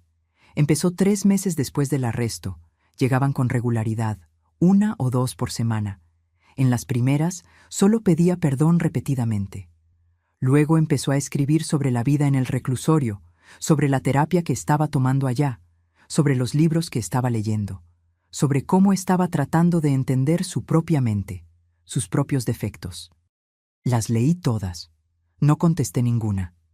Javier se negó a leer una sola.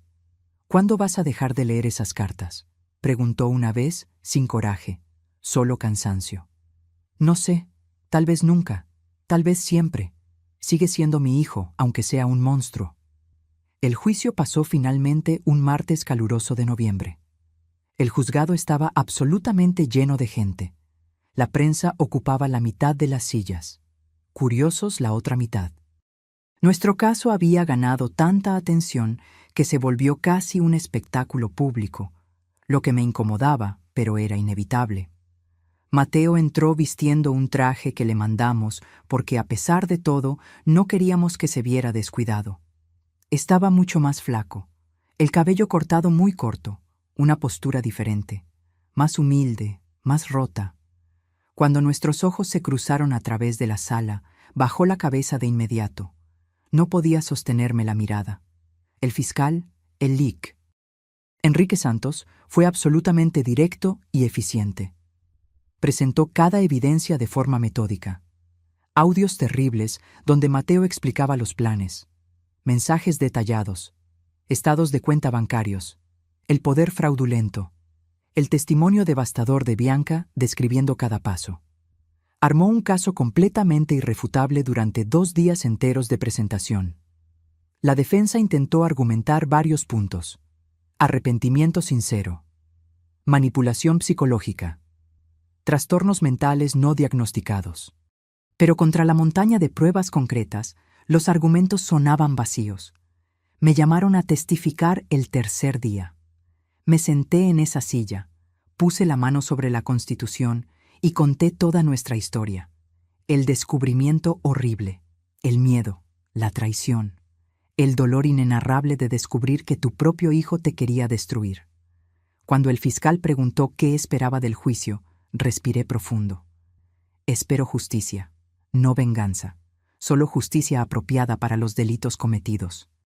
Porque mi hijo necesita entender que las acciones tienen consecuencias, que no puede vivir lastimando a las personas sin pagar un precio. Y tal vez, solo tal vez, el tiempo en prisión le permita reflexionar de verdad, cambiar genuinamente, volverse una mejor persona algún día. El jurado deliberó por casi 10 horas, las horas más largas y angustiantes imaginables. Nos quedamos esperando en el pasillo, Javier y yo, sin hablar mucho, solo existiendo uno al lado del otro. Finalmente, a las 8 de la noche nos llamaron de regreso. La tensión en la sala era palpable cuando entramos. Mateo estaba visiblemente temblando. El secretario del juzgado se levantó. En el caso de la Fiscalía contra Mateo Silva, en las acusaciones de fraude agravado contra ascendientes, abuso de confianza, uso de documentos falsos y planeación de homicidio, el tribunal considera al acusado culpable de todos los cargos. Mateo cerró los ojos, pero no mostró sorpresa. Sabía que no tenía defensa real. La jueza, la LIC. Carmen Olivares, mujer seria de 58 años con décadas de experiencia, leyó la sentencia una semana después. Mateo Silva, por los delitos de fraude agravado contra sus propios padres por el monto de 120,000 pesos, abuso de confianza continuado, falsificación de documentos y planeación no consumada de homicidio, considerando las agravantes de haber sido contra ascendientes directos y el planeamiento frío y calculado, lo condeno a 14 años de prisión en régimen inicialmente cerrado. 14 años. Mi hijo tendría 49 cuando saliera, la mitad de su vida adulta pasada en la cárcel. Sentí emociones contradictorias imposibles de separar: alivio porque se había hecho justicia, tristeza porque era mi hijo, rabia por los delitos, dolor por la familia rota permanentemente. Cuando la jueza dio el mazazo finalizando, era oficial e irreversible. Salimos del juzgado entre flashes constantes de cámaras y gritos de reporteros queriendo declaraciones. Esta vez no dijimos nada. Solo nos subimos al coche y nos fuimos a casa. Hoy, mientras escribo esto, ya pasaron 5 años completos desde el juicio. A Mateo todavía le quedan 9 años por delante en prisión. Cumplió 40 años el mes pasado. Yo tengo ahora 64. Javier, 67. Nuestra vida siguió, pero nunca volvió a ser lo que era antes. ¿Cómo podría? Cambiamos permanentemente. Algunas relaciones se perdieron. Parientes que tomaron partido por Mateo, que pensaron que fuimos muy duros, pero también fortalecimos otros vínculos. Amigos verdaderos que se quedaron cerca durante todo. Eventualmente nos cambiamos de casa. La vieja tenía demasiados fantasmas, recuerdos demasiado pesados. Compramos un departamento más chico, pero acogedor en una zona diferente, por la del Valle. Un verdadero nuevo comienzo. Donamos todavía más de nuestro patrimonio. Creamos un pequeño fondo que ayuda a familias víctimas de delitos patrimoniales cometidos por parientes, transformando nuestra tragedia en ayuda concreta para otros. Y sobre Mateo, lo he visitado 4 veces en estos 5 años. No con frecuencia, solo cuando siento que lo necesito, que puedo emocionalmente. En las visitas, platicamos superficialmente. Él cuenta sobre su rutina en la cárcel, sobre cursos que toma, sobre la terapia obligatoria. Dice que cambió, que entendió, que nunca volvería a ser esa persona. Quiero creerle. Una parte de mí quiere desesperadamente creer que mi hijo se redimió genuinamente. Pero otra parte de mí, la parte herida permanentemente, nunca podrá confiar por completo de nuevo. Javier nunca lo ha visitado. Dice que no puede, que la traición fue demasiado profunda. Y lo respeto totalmente. Cada quien procesa de forma diferente. Aprendí tantas lecciones dolorosas en estos años. Aprendí que el perdón no es un evento único, sino un proceso largo y no lineal. Algunos días despierto sintiendo que perdoné a Mateo. Otros, la rabia regresa fresca. Aprendí que el amor de madre, por más profundo que sea, no significa aceptar todo a ciegas. Que a veces amar significa poner límites rígidos, aunque duela terriblemente. Aprendí que la familia de sangre no siempre es sinónimo de familia verdadera, y que podemos construir nuevas familias con personas que elegimos, que nos valoran genuinamente. Aprendí que criar bien a un hijo no es garantía de resultado. Es esperanza, es esfuerzo, pero los genes y el libre albedrío también juegan papeles enormes que no controlamos. Y aprendí principalmente que incluso a los 64 años, incluso después de una traición devastadora, todavía es posible empezar de nuevo. Todavía es posible encontrar momentos de paz, de alegría pequeña pero real. Hoy miro hacia atrás y veo a una mujer que casi fue destruida por completo, pero eligió luchar. Que denunció a su propio hijo no porque no lo amara, sino porque amaba la verdad, la justicia y a sí misma también. Si pudiera regresar y hacer las cosas diferente, algunas cosas tal vez. Tal vez me habría dado cuenta de las señales antes. Tal vez habría buscado ayuda profesional cuando Mateo mostró los primeros comportamientos preocupantes. Pero la decisión de denunciar, esa nunca cambiaría. Fue absolutamente lo correcto. Doloroso más allá de las palabras, pero correcto. Porque si no lo hubiéramos denunciado, habríamos sido destruidos financieramente. ¿Y quién sabe de qué más habría sido capaz Mateo para mantener el secreto, para seguir con el fraude? A veces recibo mensajes de personas que pasan por situaciones similares, hijos robándoles a sus padres, familias siendo destrozadas por la ambición, y siempre digo lo mismo: denuncien, busquen ayuda, no protejan a criminales solo porque comparten la sangre. Porque el amor verdadero a veces significa dejar que la persona enfrente las consecuencias de sus propios actos. Es la única forma real de que haya un cambio posible. Mateo sale de prisión en 2034 si cumple la pena completa. Tendrá 49 años. Nosotros tendremos 73 y 76. No sé cómo será nuestra relación entonces. Si es que tendremos alguna relación. Pero tengo 9 años todavía para pensar en eso, para seguir procesando, sanando. Por ahora, vivo un día a la vez. Algunos días son buenos. Otros difíciles. Pero sigo viviendo, sigo existiendo, sigo encontrando razones pequeñas pero reales para sonreír. Y eso, al final, es todo lo que puedo hacer. Sobrevivir, existir, encontrar paz en los pequeños momentos, construir una vida nueva sobre las ruinas de la vieja. porque a los 64 años aprendí que nunca es tarde para empezar de nuevo. Nunca es tarde para elegirte a ti misma. Nunca es tarde para buscar justicia y dignidad. Mi hijo me quitó muchas cosas.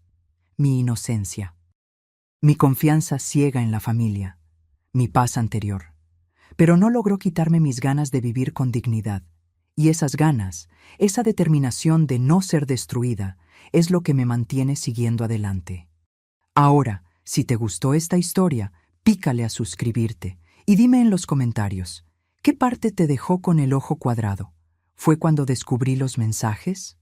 ¿Cuando Mateo confesó el plan de matar a su papá?